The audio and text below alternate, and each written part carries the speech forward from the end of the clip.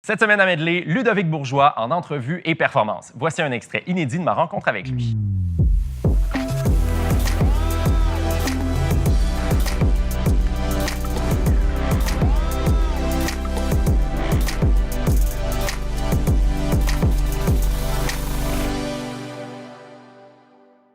Pour ton audition à l'aveugle, t'as quand même misé gros, là. En reprenant la tune Tu ne sauras jamais de ton père, t'as une voix qui est semblable à lui. Si ça avait pas marché, là, il y a quoi? Il y a 3 coachs qui se sont retournés? Ouais. Ça a bien été, ça a très bien ça a été. bien été. Mais ça avait pas marché. Ça a été plate. Ça aurait-tu changé ta relation avec la tune ou ça aurait-tu comme pute? Non, pas vraiment. La toune reste la toune, mais c'est sûr, ouais, c'est un gros pari là, quand même. Puis je pense que c'est un pari qu'on a bien fait de faire parce que ça a fessé, tu sais, ça a fessé fort. Mais non, effectivement, si ça n'avait pas fonctionné, ça aurait été, j'aurais peut-être un autre discours aujourd'hui, puis je serais pas assis ici non plus. Fait que... Mais comme quoi, en tout cas, moi, j'étais là, puis j'en revenais pas. Tu sais, je le re-regardais en plus avant de te rencontrer, puis j'étais... Il a misé gros, là, il a joué risqué. Là. Ah ouais. Mais ça a payé. Ça a payé. Mais tu sais aussi, c'est pas juste moi qui ai décidé ça. Là. Il y avait l'équipe de la production qui m'ont suggéré des trucs. Puis le crédit ne me revient pas tout à moi. Là. Il y a des gens aussi en arrière qui ont fait comme hey, ça pourrait fesser très, très fort, ça. Puis j'étais d'accord. Puis j'ai embarqué. C'était-tu ton premier choix de tune? Non.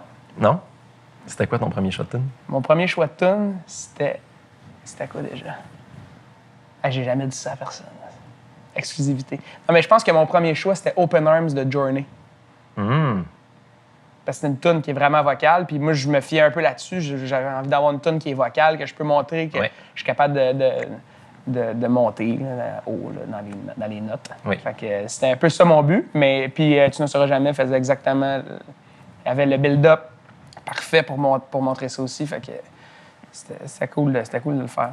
Mais oui, effectivement, moi, j'étais stressé. Moi, quand je suis arrivé là, écoute, ça n'a pas rapport, là, mais quand je suis arrivé à la voix, là, tu sais, t'arrives là, puis là, t'es dans une salle avec tous les candidats, puis tout le monde est bon, là. Puis là, tout le monde se pratique ensemble, c'est des clics, puis là, ils jouent, puis là, tout le monde chante Wonderwall ensemble. Puis moi, j'étais tout seul dans mon bar, j'étais comme, my God, c'est bien trop bon, qu'est-ce que je fais ici? Ça n'a pas rapport. Pas rapport que je sois là. Finalement, on connaît la suite. Mais c'est fou pareil, parce que c'est stressant, là. T'arrives, puis là, c'est comme, OK, dans 10 minutes, va te mettre là, ça va être à toi. Là, tu te fais mettre tes trucs, puis là, c'est là, tu donnes tout ce que t'as. C'est intimidant? Ben, mais c'est intimidant. Moi, j'avais peur de me tromper dans mes paroles. Moi, j'ai une phobie de me tromper dans mes paroles. Puis j'avais peur de me tromper dans mes paroles si une chaise se retournait, puis j'allais être déconcentré. C'était ça que j'avais le plus peur. Puis finalement, je m'en suis même pas rendu compte quand ils se sont retournés tellement que t'as de l'adrénaline, puis que tu joues tes trucs, puis... Ouais? Une fois que la tune a fini, là, comme « Oh, shit, c'est vrai. Nice, yeah! » Ben ouais, j'ai eu l'impression qu'au moment où les 3 coachs se sont retournés, j'ai vraiment... Je sais pas ce qu'il y a eu, si c'est dans ton non-verbal ou ta voix, mais j'ai vraiment eu l'impression qu'il y a eu comme un genre de regain de confiance. Ben, au moment où c'est arrivé, dans la tune aussi, c'est le build-up, il arrive là, fait que c'était peut-être un add-on de tout ça, mais je me rappelle pas vraiment de ma perfo, moi, je me rappelle pas. Quand je la regarde, je vois dans mes yeux un peu que je suis en train de penser, là, puis que je le fais de machinal, là, quasiment, là, parce qu'il y a beaucoup de stress qui se prend, là, qui m'envahit. C'est un peu drôle parce qu'ils sont tous retournés, effectivement, dans un build-up, en plein dans Quand un bout dit, où Come t'es... on! Oui, puis que... J'ai jamais dit ça. Le pire, là, c'est que, tu sais, j'ai fait un come on, là, puis maintenant, dans mes shows, là, tout le monde chante Come on quand ça arrive.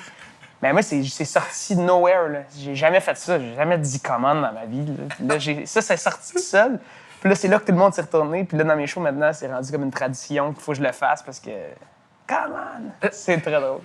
C'est drôle parce que c'est ça, t'as dit comment, c'était pas un moment où tes notes étaient comme... Non, c'était juste incroyable. un come on à un moment donné. Mais c'est ça, ils ont senti que t'étais un showman. Peut-être, je sais pas. C'est très drôle. Pour voir l'émission intégrale, des segments d'entrevue et des performances, je vous donne rendez-vous sur la chaîne YouTube de Medley. Ciao!